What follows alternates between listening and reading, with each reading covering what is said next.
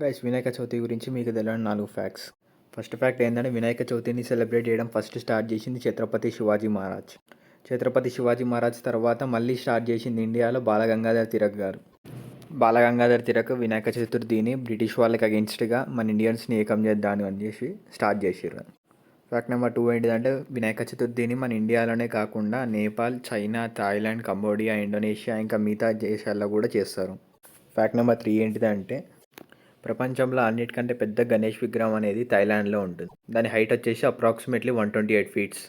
ఆ last fact ఏంటిదంటే, వినాయక చవితిని 10 రోజులు ఎందుకు జరుపుకుంటారంటే, వేదవ్యాసుడు వినాయకుడికి వినాయక చవితి రోజు ప్రారంభంతో మహాభారతాన్ని స్టార్ట్ చేపించి ఆ రోజుకించి 10 రోజుల తర్వాత మహాభారతం అయిపోతుంది. 11వ రోజు మహాభారతాన్ని అయిపోగొడతారు. అందుకే వినాయక చవితిని 11 రోజులకు జరుపుకుంటారని ఒక నమ్మకం. ఈ వీడియోని మీరు ఇక్కడ దాకా చూసిరంటే జై గణేష్ అని కామెంట్ చేయండి.